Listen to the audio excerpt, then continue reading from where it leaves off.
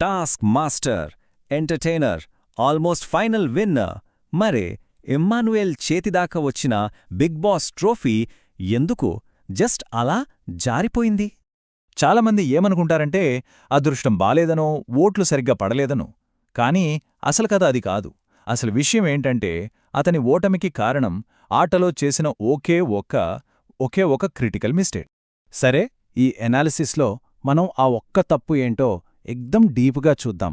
నామినేషన్ల లాంటి చిన్న విషయం అనుకున్నది ఆటను మొత్తం ఎలా మార్చేసిందో, గెలుపు అంచున నిలబడ్డ ఇమ్మాన్యుయల్ జర్నీ ఎక్కడ ట్రాక్ తప్పిందో ఇప్పుడు చూసేద్దాం.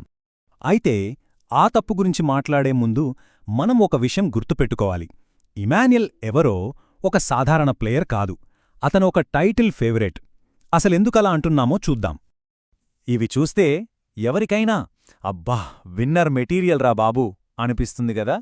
టాస్క్లలో అతని కన్సిస్టెన్సీ, కెప్టెన్గా ఉన్నప్పుడు అతని కంట్రోల్, ఇక ఎంటర్టైన్మెంటు, కామెడీ టైమింగ్ గురించైతే చెప్పక్కర్లేదు.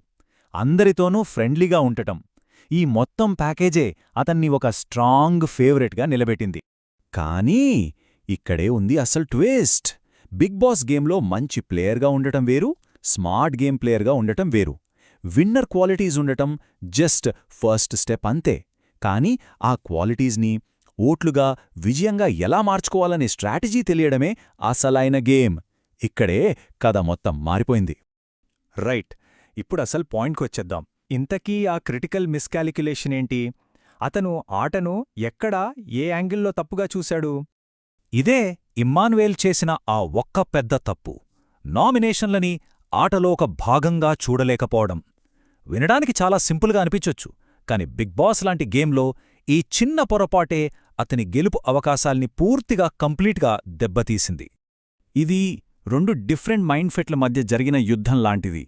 ఒకవైపు ఎవ్వర్నీ హట్ చెయ్యొద్దు అనే ఇమ్మాన్యుయల్, మరోవైపు గెలవాలంటే ఎలిమినేట్ చెయ్యాల్సిందే అనే బిగ్ బాస్ రియాలిటీ. అతను నామినేషన్లని పర్సనల్ గొడవల్లా చూశాడు, కాని అవి గెలవడానికి వేసే స్ట్రాటజిక్ మూవ్స్ అని మాత్రం గ్రహించలేకపోయాడు.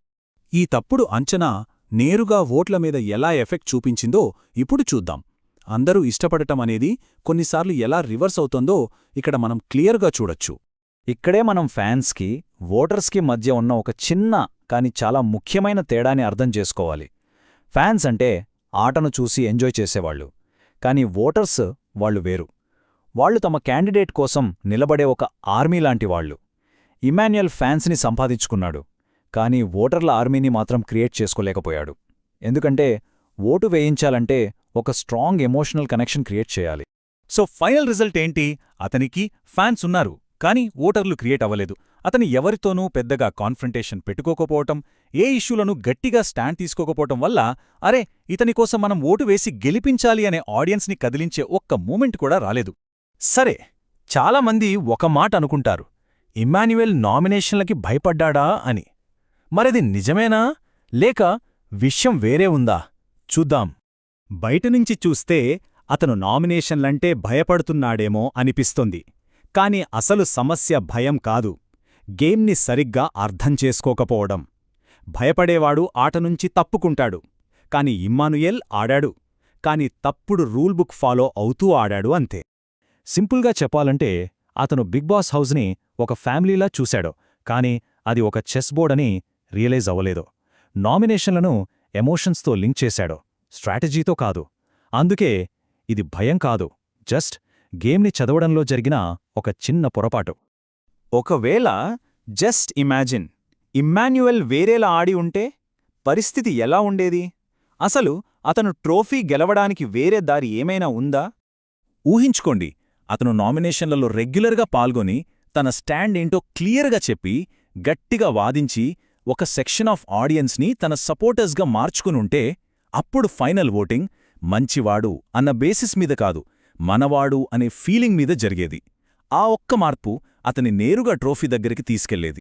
సో ఫైనల్గా మనం అర్థం చేసుకోవాల్సింది ఒకటే, విన్నర్ అవ్వడానికి కావలసిన టాలెంట్, క్యారెక్టర్ అన్నీ ఉన్నాయి, కానీ ఆ గేమ్ మెకానిక్స్ అర్థం చేసుకోకపోవడం వల్లే వెనకబడిపోయాడు. ఇది అతని పర్సనాలిటీలో లోపం కాదు, అతని గేమ్ స్ట్రాటజీలో లోపం. సో ఫైనల్ వర్డిక్ట్ ఏంటి? అతను పర్ఫెక్ట్ కంటెస్టెంట్, మంచి మనిషి, టిక్. Strong performer, tick. గొప్ప ఎంటర్టైనర్, టిక్. కానీ బిగ్ బాస్ ట్రోఫీ అనే పజిల్ని సాల్వ్ చేయడానికి కావాల్సిన ఆ కీలకమైన పీస్ అంటే స్ట్రాటజిక్ నామినేషన్స్, ఆడియన్స్ పోలరైజేషన్స్ అది మిస్ అయ్యింది. మరి దీనిపై మీరేమంటారు? ఇమ్మాన్యుయల్ ఆడిన ఈ సేఫ్ గేమ్ ఒక పెద్ద తప్పిదమా, లేక ఒకవేళ అతను అగ్రెసివ్గా ఆడి ఉంటే అది రివర్స్ అయ్యేదా? దీని గురించి మీ ఆలోచనలేంటో తప్పకుండా పంచుకోండి.